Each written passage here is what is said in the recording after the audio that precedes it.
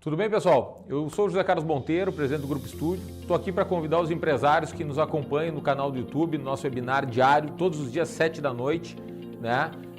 Para vir discutir com a gente as questões de governança, as questões que envolvem a gestão da sua empresa, desde planejamento sucessório, proteção patrimonial, as questões que envolvem recuperação de crédito tributário, né? As questões judiciais tributárias que também estão em discussão nos tribunais e que importam em recuperações de valores representativos para a sua empresa, as questões de M&A, de intermediação de compra e venda de empresas, quais são, o que está acontecendo nesse mercado, as startups também, que hoje é o assunto do momento, né? Essa nossa nova economia, a gente vai estar discutindo ali quais são as startups que estão se destacando dentro do seu segmento, quais são as startups que podem interessar para aquele segmento ou para aquele outro segmento.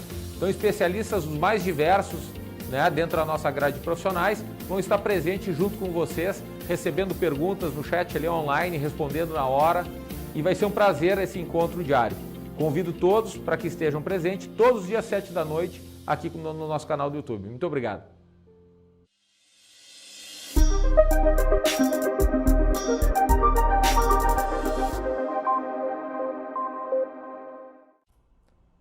Tudo bem, pessoal? Eu sou o José Carlos Monteiro, presidente do Grupo Estúdio. Estou aqui para convidar os empresários que nos acompanham no canal do YouTube, no nosso webinar diário, todos os dias 7 da noite, né?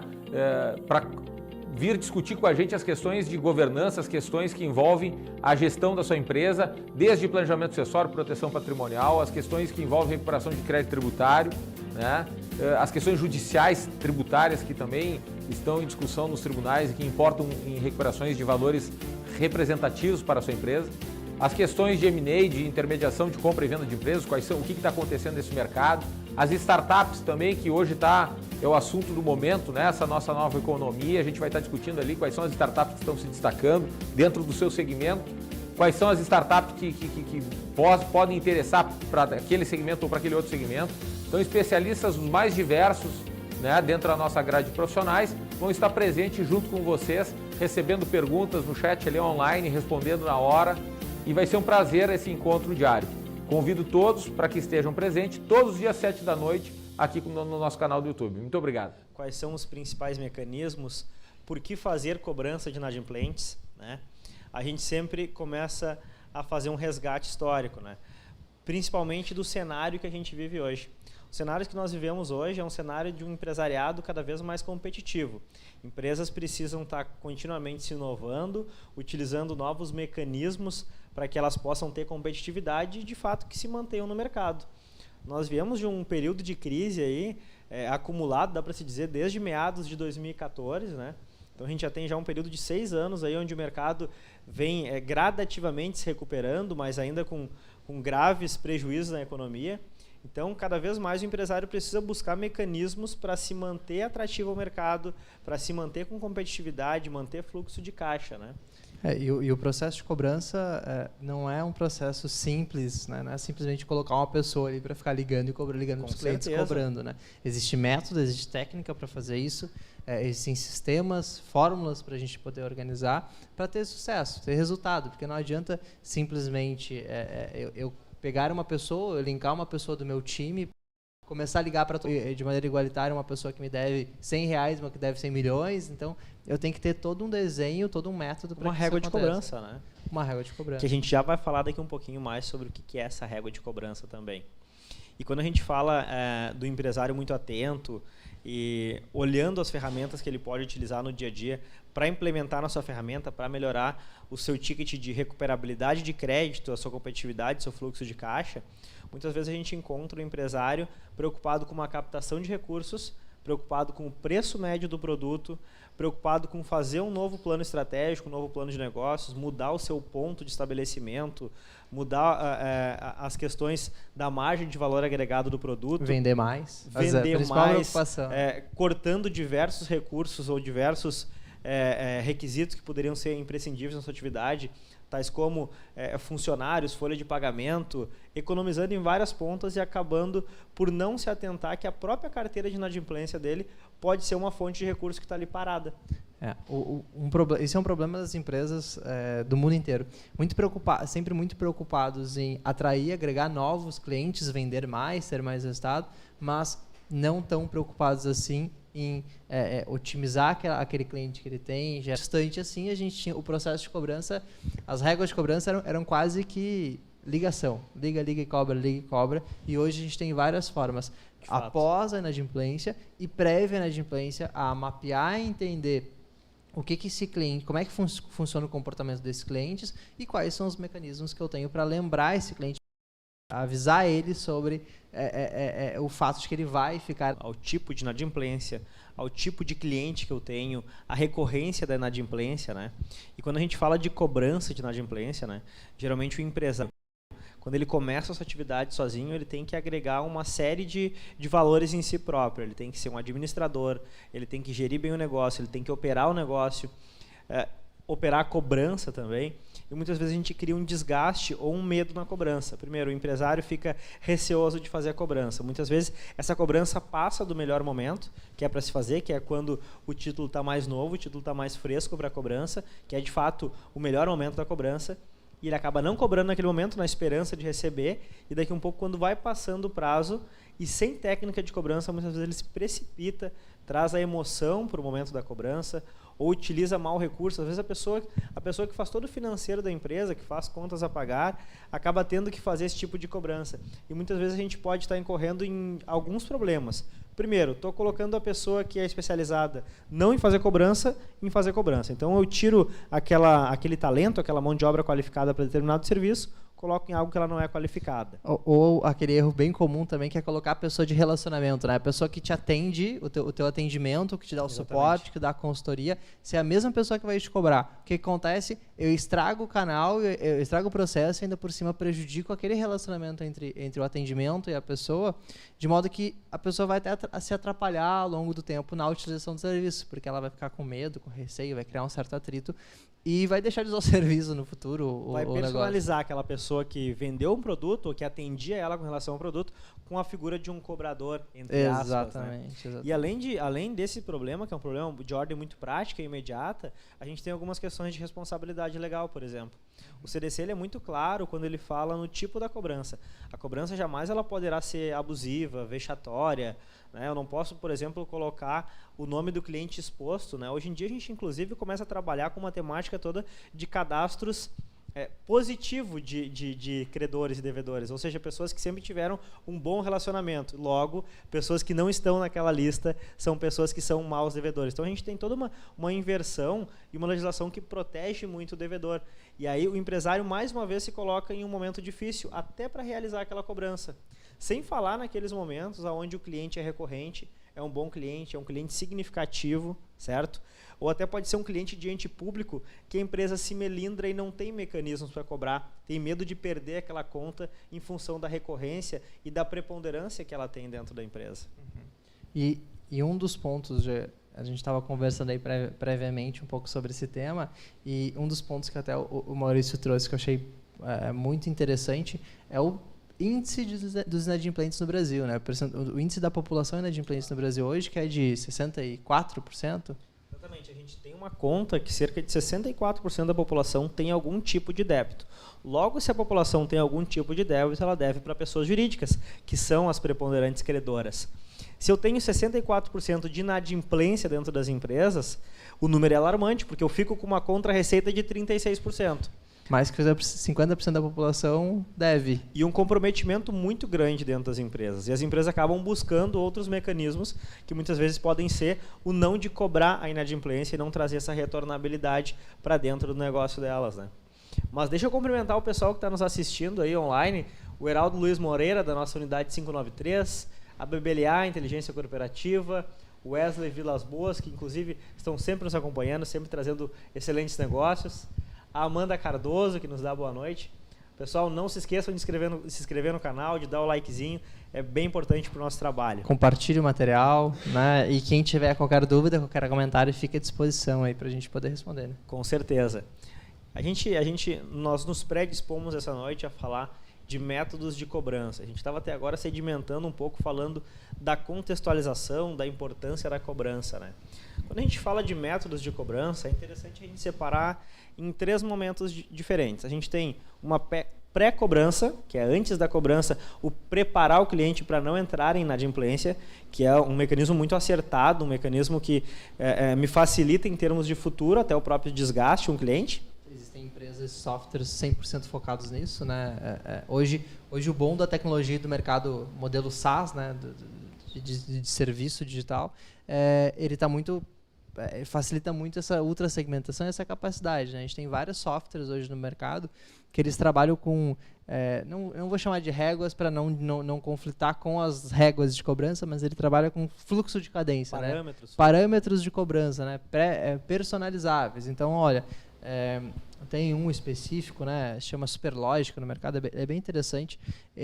Você coloca lá todos os seus clientes que você tem recorrentes, né? Cobrança recorrente, e ele vai e parametriza todo o sistema e ele coloca, olha, boleto de tanto valor tal, manda tal dia, então 10 dias antes do pagamento ele manda, aí você já organiza, olha, se essa pessoa não pagar, 5 dias antes do pagamento avisa, 2 dias no dia avisa, por e-mail, por SMS, e se venceu, avisa todos os dias, e inclusive abre leques. Então, olha, se eu cobrei aqui a pessoa que foi indicada para cobrar, o financeiro, e venceu o período, no dia 2 eu vou cobrar o financeiro e a pessoa que comprou. Então, o diretor que comprou, ou o gerente, ele vai abrindo o relacionamento para poder tudo automatizado, né?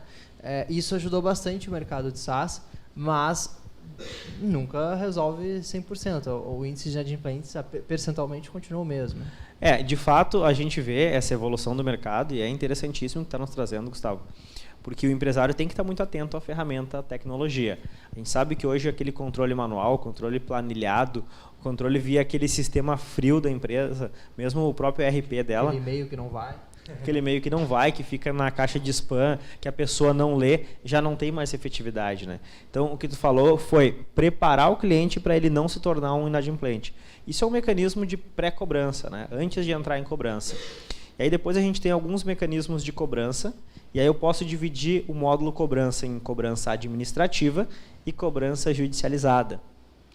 Falando um pouco da cobrança judicializada, que é uma cobrança mais padrão hoje, que via de regra o empresariado utiliza, né? Na maioria dos casos, o empresário, por pequena empresa que seja, já tem algum profissional da área do direito da sua confiança que promove essas cobranças. Contudo, a cobrança judicializada, né? Ela é uma cobrança que, via de regra, ela não vai aceitar um ticket médio baixo. Por quê? Porque eu vou ter um desgaste com custos processuais, custos judiciais, eu tenho honorário advocatício, né? O custo de operação é maior do que e aí se torna inviável. E eu tenho uma lacuna naquela cobrança. Porque aquele cliente ali, eu já protestei ele, eu já estou em contato com ele está sendo negativado em função das cobranças que eu estou promovendo judicialmente, estou promovendo um estresse. A porcentualidade do que fica retido na minha empresa quando eu estou judicializando é menos de 20%. O cliente que judicializou, que eu já judicializei dele, certamente vai para a minha concorrência. Então, eu estou ainda perdendo o cliente. Ao passo que, se eu preparo o cliente com a pré-cobrança e promovo uma cobrança administrativa com os mecanismos corretos, o meu índice de retenção e de retornabilidade é muito maior. Perfeito. Sem considerar o fato de que uma cobrança judicializada senta e espera, né? Tem todo o processo hoje judicial. o nosso judiciário ele é muito moroso, né? Nosso judiciário está abalroado e a maioria das empresas não utilizam as câmaras mediadoras, os tribunais arbitrais que facilitam a negociação, né? A gente vem há mais de 20 anos falando que o futuro do judiciário brasileiro seria as câmaras arbitrais, né? As câmaras de negociação. E, de fato, elas estão ganhando adesão, mas nas empresas maiores, nas empresas multinacionais, empresas de grande renome, que não são a preponderância das empresas brasileiras. Hoje a gente tem como estatística que cerca de 75% das empresas brasileiras são pequenas e médias empresas de origem familiar. Então, é o empresário que tem uma pessoalidade com o cliente dele e é o empresário que fica muito prejudicado quando ele judicializa essa demanda, né? E também é um perfil de empresa que entra toda aquela questão relacional de cobrança, né? Aquela coisa mais pessoal, assim, leva muito mais para emoção. O perfil de empresa mais familiar, geralmente eles tendem a levar mais para uma questão de relacionamento. Não cobro esse porque esse é meu amigo do futebol, não cobro conhecido, aquele é cliente desde o início da empresa. Esse daqui eu vou ligar para, eu vou botar no Facebook xingando, eu vou ligar para ele, vou brigar com ele porque não então aí perdeu o cliente, perdeu a razão e feriu o código, né? Pode ser responsabilizado.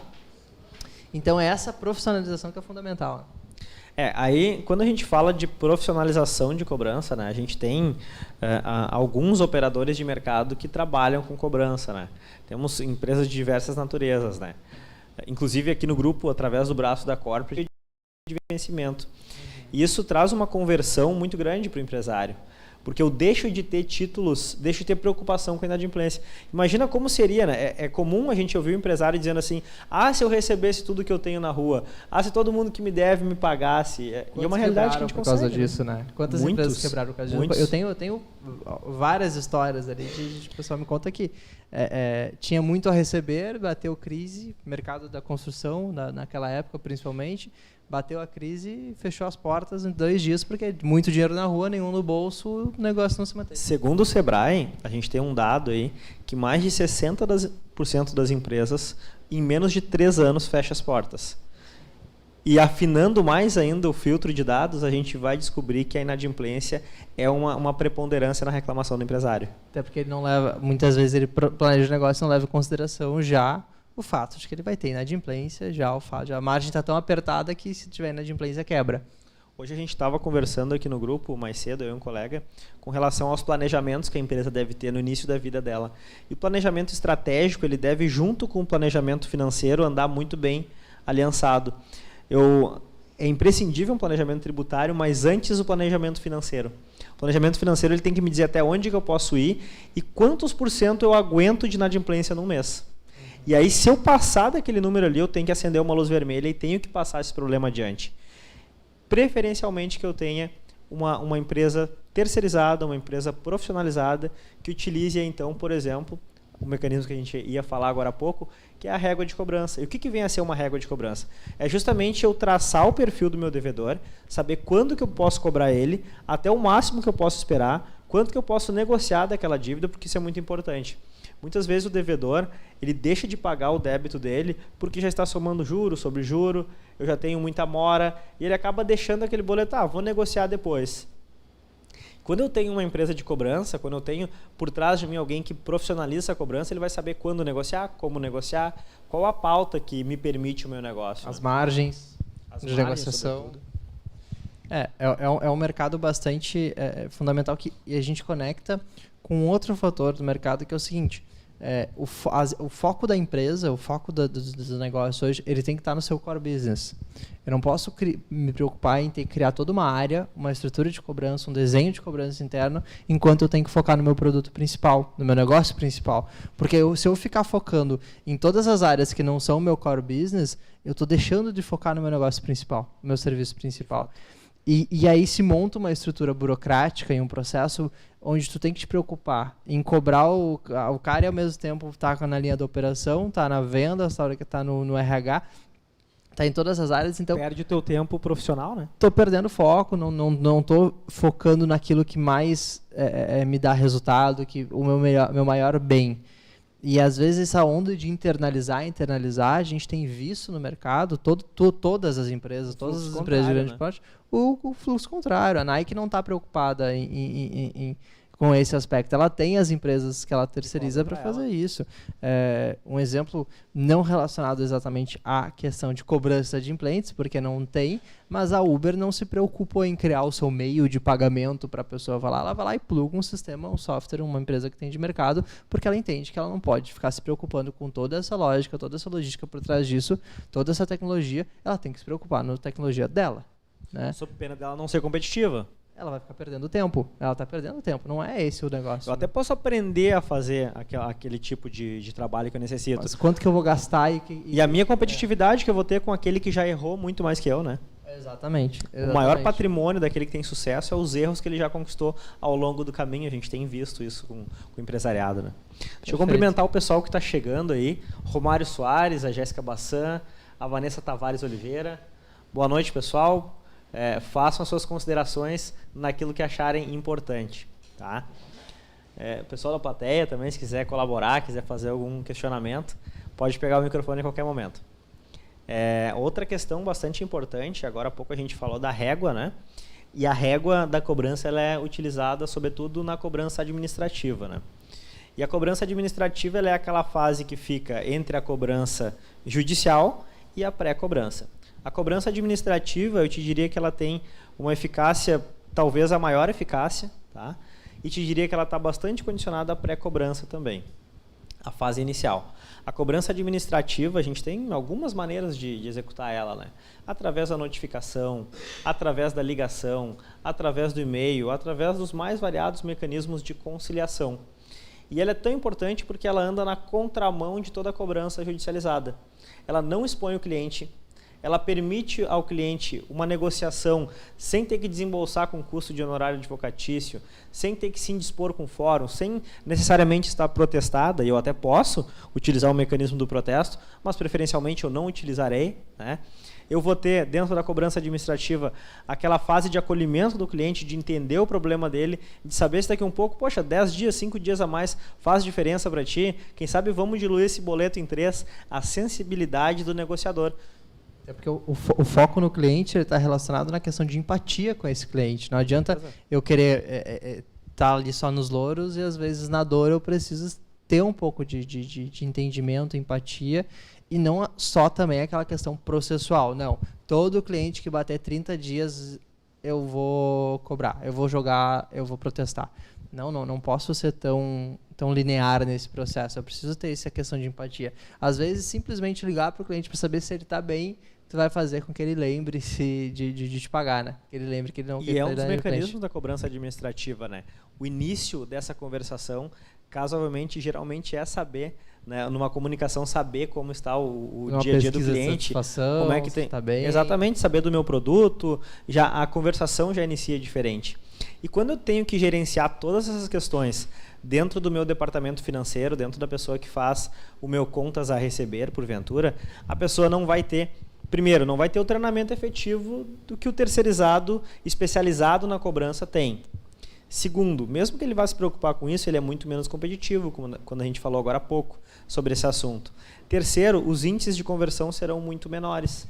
E aí cai aquele problema clássico que é, coloca uma pessoa que seja acostumada a fazer, né, a empresa interna faz isso, coloca aquela pessoa que está acostumada a fazer ligação, faz um script, né, e manda ela ler o script, ligar para todo mundo e ler aquele script. Aí ainda quer que tenha resultado, né? Não vai rodar. De fato é o que não roda, né?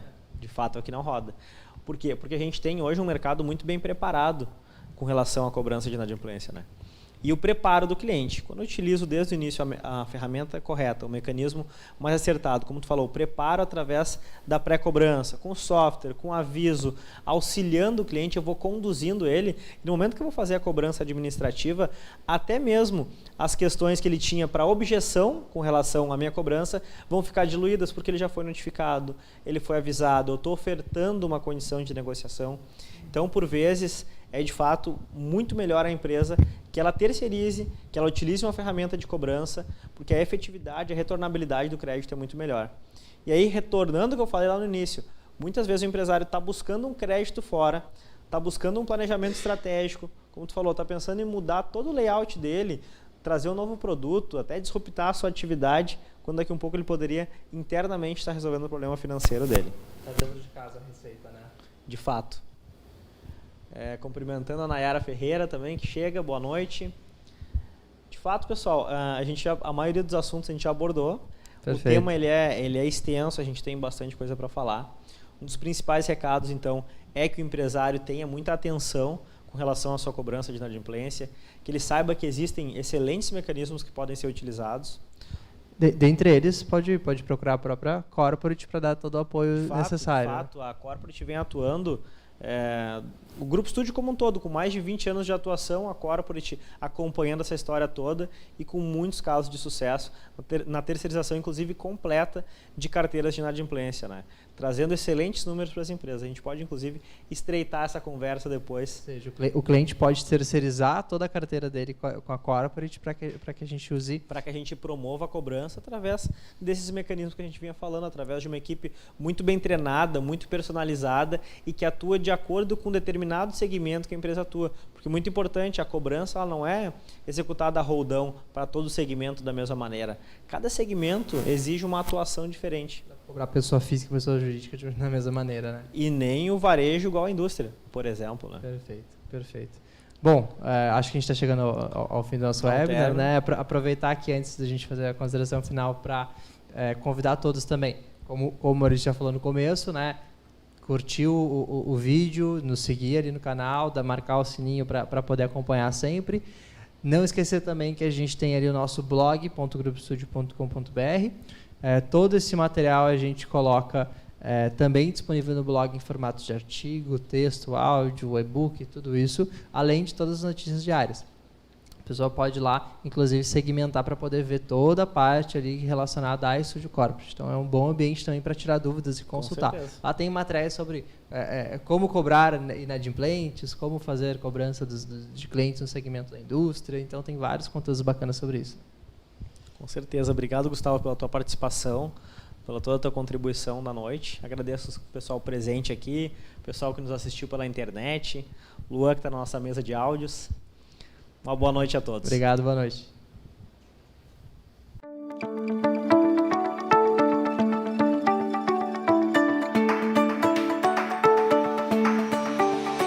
Boa tarde, me chamo Silvia, trabalho na empresa Agropecuária Zacard de Umuarama.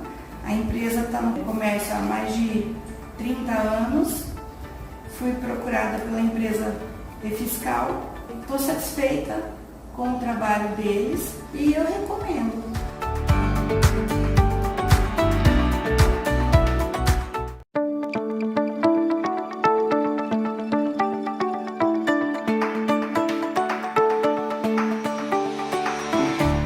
Estou no ramo de pneus desde 1999. O Dr. Fabrício me ofereceu o serviço sobre retificação do E-Fiscal e tenho a dizer a vocês que estou contente e deu um ótimo resultado. Se fosse para fazer hoje de novo, tivesse mais empresa, faria novamente. Deu resultado a contente.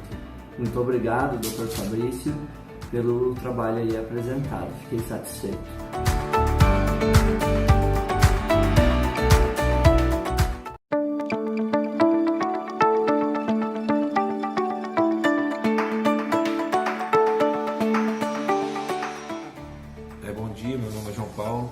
Sou sócio proprietário da drogaria do Marciano, uma farmácia, e estou aqui para falar da empresa E-Fiscal, que me procurou um dia a respeito de um crédito que eu teria em cima do Simples Nacional de produtos que às vezes você cadastra ele e você paga um imposto a mais. Eu parei para ouvir, ela me apresentou a empresa, eu gostei, ela pegou meus dados, tudo, verificou lá no Simples e viu que eu tinha um crédito a receber. E isso não faz nem 50 dias mais ou menos, né? E hoje ela está aqui apresentando o resultado do trabalho dela. Foi um crédito muito bom que eu recomendo essa empresa. Acho que vocês deveriam, quando chegar na sua empresa, você para ouvir, porque vai valer a pena. É muito dinheiro que a gente paga para o governo que não precisa.